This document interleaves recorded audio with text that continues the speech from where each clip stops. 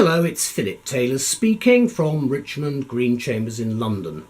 I'm reviewing a fascinating book today, and that's one on time. It's called The Timing of Lawmaking. Very important book, and something that quite often I'm actually facing some difficulties with, because something has gone wrong by the time a case or a client's problem comes to me, and quite often it can be because of timing.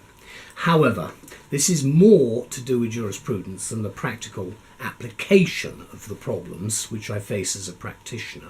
But let me talk about the book. It's come to us from Edward Elgar Publishing.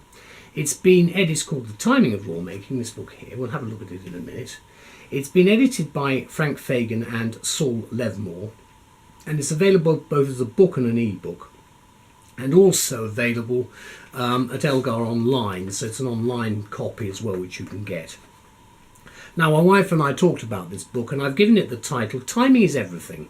And yes, this is, quote, a terrific topic for a book from Edward Elgar Publishing in 2017, and I'll explain why. Let's have a look at the book first. Here it is, lovely front cover. It attracted me immediately because I saw that, and I saw the spine, I saw the comments on the back, which I'm going to refer to in a minute. You can see the back there. But let's look at the book first. It's a hardback, and it runs to 362 pages. There's the index at the back. You can see there's page numbering. It's not a big index, very much the house style of Edward Elgar. There's the index, and then at the back you've got, as to be expected with each of the chapters, references at the back of each chapter. Now at the front, this is an edited book, so what you've got is you've got a number of people who have contributed. There's the basic blurb about the online side and all the information. Then you can see the structure, the contents, the various parts. There are 3 parts in total. Part 1 is timing devices, part 2 is laws architecture as it's called, 3 is time in judging. And then there's an index at the back. So 14 chapters in total. There's a list of the contributors, a large number of them there. And then you get into the main introduction. And I'll talk about that again in a minute. What you do have, of course, is you do have footnoting at the bottom. And again, not too much footnoting. Each one has a conclusion and a reference section at the back of the chapter concerned, which is very helpful. You do have quite a good use of subheads throughout, and it's not too much footnoting, you'll be pleased to hear, because sometimes they go over the top. Now there's a comment at the back which I'm going to refer to right at the beginning basically of the review, and that is this, that Carl R. Sunstein, and he is, or I think it's either he or she, is the person at the back. Could well be a lady, I don't know, I do apologise. It's actually mentioned at the back from Harvard University. You can see the quote there. And I'm just going to refer to that quote because I thought it was very, very important. Cass R. Sunstein writes, "What a terrific topic for a book on legal deadlines and all the surrounding issues of timing. And actually this is no overstatement. The reason is simple for both practitioners and scholars alike, because how many times have you heard the phrase timing is everything? Well, quite a lot. Rather too many, we suspect, if you're in practice, because it could be fatal in the courtroom as a case unravels, and timings can catch out even the best advocates. Happened to me. The judge can spot something and you can really be in it very, very quickly. So it's something that you've always got to have a very, very clear knowledge of at any given time, because in many contractual relationships timing is of course of the essence. So for lawyers and certainly actors, and I'd probably include here politicians during elections and in the House of Commons, this statement is possibly a bit of a truism today. We live in a world of real time now where delay can be expensive and or destroy one's case because of some circumstance which occurs, which probably you don't know anything about. Or we might have had some prescience of, but however we haven't. And with the advent of so many new technologies, including digitization, it can affect the way we conduct our business, or for instance view criminal liability in certain types of case.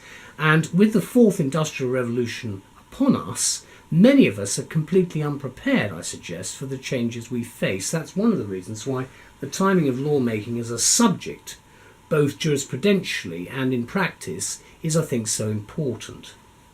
And therefore, for scholars of jurisprudence and legal reasoning, the pronouncements of judgment, the design and implementation of statutes, and even constitution making and discourse all depend on timing, as the editors and the 12 contributors rightly acknowledge. So do start the book by reading Eric A. Posner's introduction, where he says, quote, that lawmaking bears a complex relationship with time. It certainly does, and is underestimated on so many occasions by unsuspecting and often vulnerable clients, possibly the unrepresented, who may fall or can fall victim to a time clause which becomes fundamental to any agreement, arrangement or decision. And I'm afraid that therefore can lead to liability. And it's rightly described this book as as a compelling study, and I think that's totally right, because it looks at the diverse interactions between law and time, and it provides the lawyer with important perspectives on what the contributors describe as the law's architecture. I take that to mean its structure and its implications, and how they can be understood through the medium of time. And of course the writers review older work on what they call legal transitions, and the work, of course, here breaks new ground on timing rules. It often suggests with respect to how, it offers suggestions with respect to how judges, legislators and regulators can use time as a tool when devising new rules. And we think the timing of lawmaking, which is edited by Frank Fagan and Saul Levmore, is summed up by going, quote, directly to the heart of the most basic of legal debates. When should we respect the past, and when should we make a clean break from the future? And it performs that task extremely well indeed for the reader and the user. And so without doubt this text has been rightly described as a unique resource which draws on examples from administrative law, banking law, budget law, constitutional law, criminal law, environmental law, inheritance law, national security law, tax law and tort law. You can see the wide range of substantive law areas clearly included, and will be, in our view, of interest to academics studying law, to political science persons and economists, as well as to policymakers, legislators and the judiciary. And that is why we feel it's a great benefit to modern day practitioners and legal thinkers at a time of such urgent change, which many of us have not really paid much attention to in the past, or in fact there has been less emphasis and should actually be the case. And as Sunstein sums up, quote, the timing is right, read it now. And I think that's absolutely right. The law was stated as 2017, and that's when the book was published, and it's available as a book online and as an e-book. Now, let's just have one last look at the book here. There it is. There's the side, and there's the back, and then there's the quote there, which I've used. The reason I'm stressing that is because actually that had an impact on me when I was looking at the book and looking at some of the basic points. For instance, chapter 8, interest groups and the durability of law by one of the editors. Chapter 7 looks at the timing of consent, very important areas. Then you've got self-executing statutes in the administrative state. So you see, it has a very wide impact, I think, across both public and private areas of law. And that again makes it an important book, I think, from the point of the jurisprudent, as much as it is from that of a practitioner. So I'd like to thank Frank and Saul very much indeed for editing this, and all the people involved.